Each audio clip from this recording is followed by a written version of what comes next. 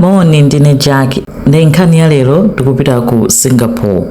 Singapore ndi island imenenso ili ngati dziko lodziyimira pa yokha ku Southeast Asia. Ndi dziko lonena kuti lili ndi poti yoti ndi ya busy pa dziko lonse lapansi. Poti imene limadzetsa chuma kwambiri ku Singapore. Ndi dziko lonena kuti lochita bwino ndi trade. Ndiye tagwira ndi chakumwa ndi chodyera chake ticheze. Mayi uyu dzina lake ndi Wong Weng Sui, koma anali ndi nickname yomwe amatchedwa Mimi Wong. Ndi zinkomchoti Mimi anabadwa chaka cha 1939, amakhala ku Singapore.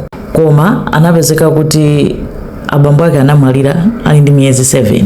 Ndi mayi ake sanali pa ntchito, analovutika kwambiri. Mayi ake anali mkazi wachiwiri kwa abambo akewo. Akazi oyamba banja linalonena kuti linatha, koma kunali ana ena kubanja kwinako. Ndi anapezeka kuti Mimi uja wakabadwa ku mkazi wachiwiri oti analibire tikena kalikonse mpaka nazina zoti amayi ake sakanatha kumulera.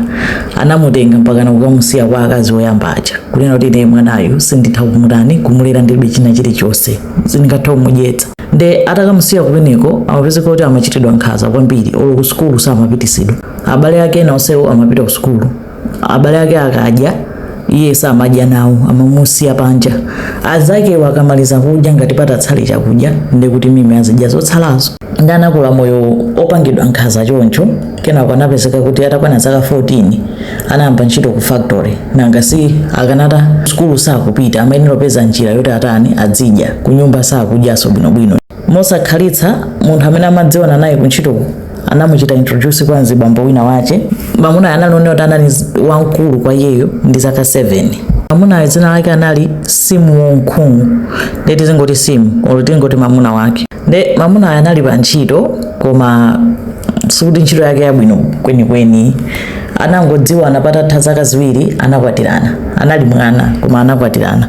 Ndi atakwatirana sipanathe nthawi anaberekana mwana, kenako anaberekaso mwana wachiwiri. Koma amunawo Simuyo samalimbikira komanso anali ndi vuto lopanga juga, anali addicted ku juga, nthawi zonse akupita gambling. Ndi kakhobiri kena kalikonse pakamabwera pakhomo kamathera gambling.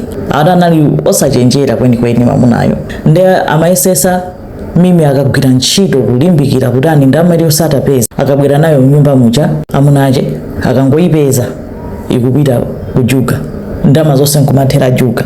Ndi anthu ene ali ndi ana awiri pakhomo. Mimi zinamtopesa kwa basi. Ulendo wina anapeza kuti wasunga ndalama, walimbikira amabisa ndalama zakezo kunena kuti at least ndizidye sana pakhomo pano. Kaya soka ilo amuna ake anazipeza ndalama zicha, nkutenga ndalama zonse ndi kukadyetsa kujuga. Ndi Mimi zinangomtopesa nkumuza kuti basi banja latani lata, nkumusamukira mamunayo.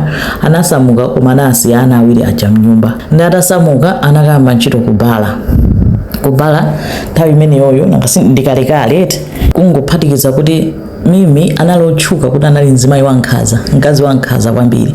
Nkhanza zoti amakhalira kummenya mamuna wakeyo, kumenya mpaka na amatenga zinthu chitsulo chilichonse angachipezecho amugenda nacho, mpaka na mamuna wake anali ndi chibalima pa chipumipa, anali ndi chiskala chonena kuti anamugenda nkumukhapa, komabe amapitiriza. Ndi mamunayo kaya amachita mantha amati anamangokhala pomwepo. Amayi ake amamuna anayesera kuyankhula, anawamenya ndi omwewo. Ndi anali munthu otchuka ndi nkhanza tena take ndipo samaopa wina aliyense.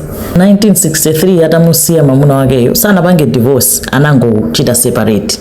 Iye kumakakhala pa zake mene amagwira ntchito kubala kumene amagwirako. Mamuna wakeyo Simu anali kumukondabe, amakhalira kupita kukachonderera, amapita kubala konko chondete ndibwererane koma amamukana.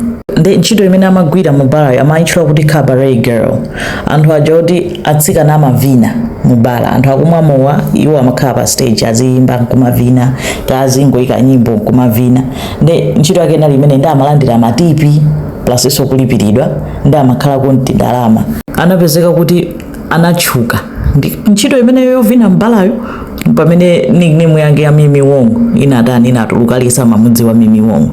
Kenako anachita notice kuti kumabwera mzibambo wina wachi Japanese. Usiku uliwonse iye akakhala kuti akuvina, mzibambo amakhala konko kumazaonerera. Nthawi zonse mzibambo amakhala konko kumazaonerera. Ndi mzibambo dzina lake anali Hiroshi Watanabe.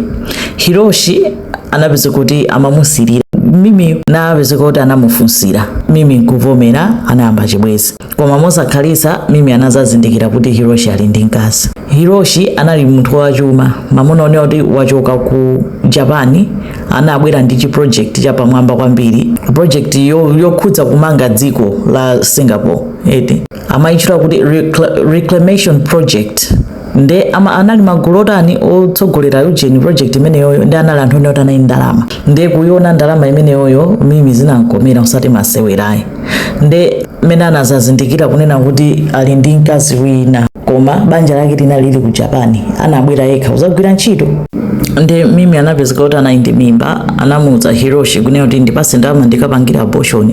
Hiroshi anamukanira mpatsa ndalama nani kuti ndibe ndalama nde mimi anachosa mimbayo nkuthesa chibwezi anapsha mtima nkukamba chibwezi ndi munthu wina amakumana ndi anthu ambiri kubalako ati businessman winaso ku Singapore komweko koma ngakhala namba chibwezicho amachezera nabe ndi Hiroshi ucha malembera na makalata chani kenako anapezeka ndi mimba anapezekanso ndi mimba ya businessman yono angothesa chibwezi kuti sindikufuna ndiwe mtsikana wa mbala sindikufuna china chilichonse kwa iwe nkumusiya nde mimi anapezeka kuti anabereka mwana mtsikana payekha nkumakhala koma ifati amapitisa belankhula ndi Hiroshi ucha chibwezi ndi Hiroshi chinayambiranso Hiroshi basi kumathandiza kumalipira nawo rent kumamulipirira mimi rent ndi mwana wakeyo ngakhale mwana sanali wake wa Hiroshiyo analibe nazo ntchito akasapanga chibwezi mimi amachita nsanje kwambiri kunena kuti Hiroshi analokwatira amafuna oneo ndi Hiroshi ankwatire iye ndio amakonda umuza kuti kwatira njani so Hiroshi amene kuti siningamusiye mkazi wanga ndi ananga ndi makonda nde amakhalira kulimbana mpakana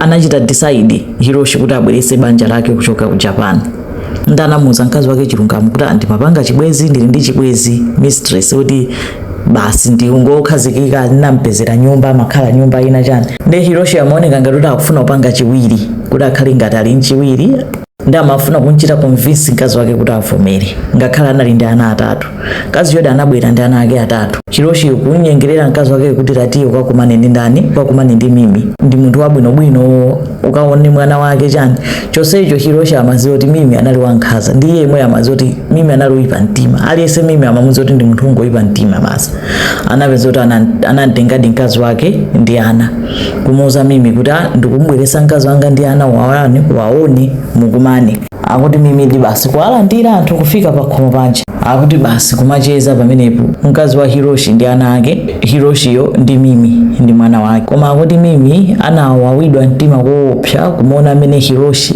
amaonesera chikondi kwa mkazi wake ndi ana ake amafuna kuti zonsezo zikhale za iyeyo ngakhale Hiroshi amayesesa kuti aonese kuti iye afuna akazi onse awiri anacheza kenako ananyamuka anthu aja kumatani anthu aja kumapita mimi anapsa mtima nkumuuza Hiroshi kuti ndikufuna umusiye mkazi wako ati nde Hiroshi anabwera ataledzera ndi anaseka kunena kuti sindingamusiye nkunenanso kuti mkazi wanga kuti kwamakuseka atakuona sana akhulupirire kuti ine ndikuyenda ndi iweyo iye nkufuza kuti ifa chani ati ndanamuyankha kuti ndiwe hule mota iyeso nkumaseka nawo Hiroshi kuti koma anakuseka kuti hule lenileni la mbala akuti ndo anapsa mtima humucho anandinene kuti hule akuti modana ndimoka kwa basi kunena kuti inu mpaka nafika pofuna kukwatira hule akuti ndi amangoseka mkaziyo akuti akumandinyoza kuti kwakumaseka makhala kundiseka kunena kuti kuti kumati mwapeza mkazi mutapeza hule basi anayankhula Hiroshi ucho nkumapita osadziwa kuti koma mimi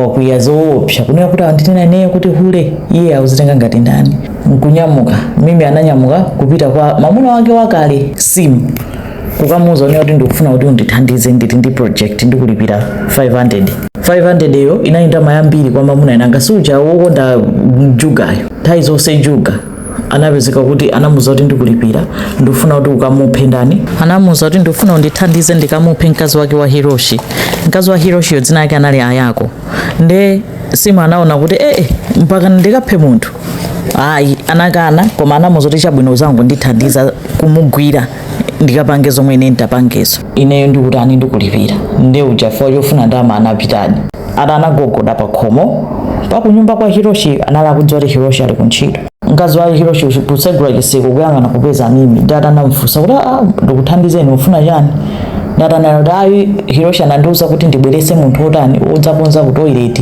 kaya kwavuta chani kumaloza simu uja nde mkazi uja anali confused koma anatsegula chitseko kuti okay lowani. Anthu aja kulowa atanangolowa nyumba kutseka chitseko mbuyomo, Mimi kufuula kumuuza simu choti mugwireni. Simu kumugwira mkazi wa Hiroshi uja, kumuthira atanabweretsa zimakemiko dzina zake kumuthira nkhope. Nthawi yomweyo Mimi kutenga mpeni kuyamba kumbaya ndani, kumbaya mkazi wa Hiroshi. Atanambaya baya. Mwana wake ndikudzuka anamva phokoso, mwana wa zaka 9 kutulukira kuthamanga kubwera kuwapeza anthu amugwira mayi wawo akubaya. Ana kufuula, ana inaso kudzuka onse atatu. Anthu aja kuona anaja kuthawa, anamusiya anafa mkazi wake wa Hiroshi just like that.